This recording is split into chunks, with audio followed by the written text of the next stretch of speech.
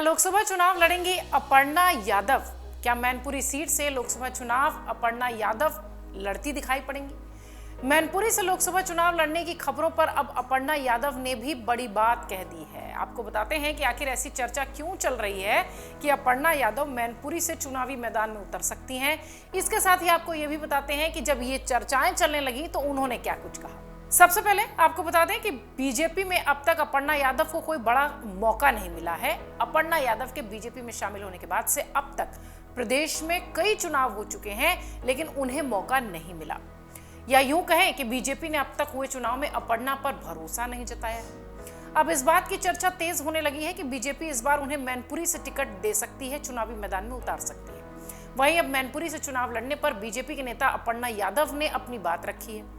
दरअसल 2 साल पहले बीजेपी ज्वाइन करने वाली अपर्णा यादव के लोकसभा चुनाव लड़ने के कयास तेज हैं। गुरुवार को जब उनसे यह सवाल हुआ कि क्या वो मैनपुरी सीट से चुनाव लड़ेंगी, जहां से उनकी जेठानी डिंपल यादव मैदान में है, इस पर अपर्णा की तरफ से सधी हुई प्रतिक्रिया आई और उन्होंने कहा कि पार्टी के वरिष्ठ नेता जो कहेंगे वो मैं करूंगी। कांग्रेस पर हमलावर होते हुए उन्होंने कहा कि महिला अस्मिता और महिला सम्मान को चोट पहुंचाना बीजेपी की पुरानी संस्कृति है। बीजेपी महिलाओं का सम्मान करती रही है, उनका सशक्तिकरण करती रही है। महिलाओं का अपमान करना कांग्रेस के डीएनए में है। कांग्रेस पर भी हमलावर दिखी अपर्णा यादव। बीजेपी के प्रदेश कार्यालय में मीडिया से बातचीत करते हुए उन्होंने हेमा मालिनी पर रणदीप सुरजेवाला की टिप्पणी की कड़े शब्दों में निंदा की। उन्होंने चुनाव आयोग से अपील की कि इनकी टिप्पणी का संज्ञान लेते हुए सुरजेवाला के खिलाफ कार्रवाई होनी चाहिए। कांग्रेस के कई नेता इस तरह के बयान देते आए हैं। अपर्णा ने कहा कि सुप्रिया श्रीनेत ने कंगना रनौत पर गलत टिप्पणी की है। कांग्रेस आईटी सेल से जुड़े लोगों पर भी महिलाओं के प्रति अपमानजनक व्यवहार के उदाहरण सामने आए हैं। अपर्णा कहती दिखाई पड़ी कि कांग्रेस के नेता पहले महिलाओं का अपमान करते हैं और बाद में माफी मांगते हैं। उनका ये रवैया कांग्रेस का दोहरा चरित्र दर्शाता है। उन्होंने कहा कि देश की मातृशक्ति इसका जवाब देगी 2024 के लोकसभा चुनाव में। अपर्णा कहती दिखाई पड़ी कि विधानसभा चुनाव के दौरान प्रियंका गांधी के मंच से लड़की हूं लड़ सकती हूं का नारा दिया गया था, लेकिन उन्हीं के कार्यक्रमों में महिला अस्मिता पर चोट पहुंचाई जाती है। ये महिला उत्थान के लिए नहीं, खबर में बने रहने के लिए इस तरीके के बयान आते हैं।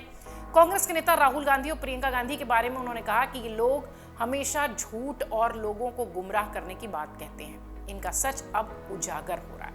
ये लोग लड़ने की स्थिति में नहीं हैं। उन्होंने कहा कि कांग्रेस अमेठी और रायबरेली में भी हारेगी। आपको बता दें, उत्तर प्रदेश की कई सीटों पर बीजेपी ने अभी तक उम्मीदवारों के नाम के ऐलान नहीं किया है। इसके साथ ही कई ऐसे नेता भी हैं जिनको लेकर कयास ये लगाए जा रहे हैं कि बीजेपी इन पर दांव खेल सकती है। इन्हीं में से एक नाम है उत्तर प्रदेश के पूर्व मुख्यमंत्री स्वर्गीय मुलायम सिंह यादव की छोटी बहू अपर्णा यादव। अपर्णा यादव यूपी विधानसभा चुनाव से पहले समाजवादी पार्टी के मुखिया अखिलेश यादव से बगावत करके बीजेपी में शामिल हुई थी। तब से उन्हें पार्टी में कोई पद या कोई जिम्मेदारी नहीं दी गई है। हालांकि तब से अब तक उन्हें कोई पद न दिए जाने के बावजूद भी वो चर्चा में रही हैं। विधानसभा चुनाव से पहले उम्मीद ये जताई जा रही थी कि बीजेपी हो सकता हो लखनऊ की सीट से अपर्णा यादव को प्रत्याशी बना दे, लेकिन ऐसा नहीं हुआ। मुलायम सिंह यादव के बेटे प्रतीक यादव की पत्नी अपर्णा यादव ने लखनऊ से समाजवादी पार्टी के टिकट पर विधानसभा चुनाव लड़ा भी था, हार भी गई थी वो। फिर 2019 के लोकसभा चुनाव के दौरान अपर्णा ने संभल लोकसभा सीट से समाजवादी पार्टी से टिकट मांगा था। मुलायम सिंह यादव ने भी उनकी सिफारिश की थी, लेकिन एक एक करके सपा की 5वीं लिस्ट भी जारी हो गई और अपर्णा को अखिलेश ने प्रत्याशी घोषित नहीं किया। राजनीतिक जानकार कहते हैं कि अपर्णा यादव को लेकर ये कहना है राजनीतिक जानकारों का कि सपा को डैमेज करने में बीजेपी का वो योगदान कर सकती हैं। इससे ज्यादा अभी फिलहाल उनकी कोई भूमिका नहीं दिख रही है। अपर्णा यादव का अपना कोई जनाधार नहीं है, आप सब जानते हैं, सिवाय इसके कि वो मुलायम सिंह यादव की बहू है।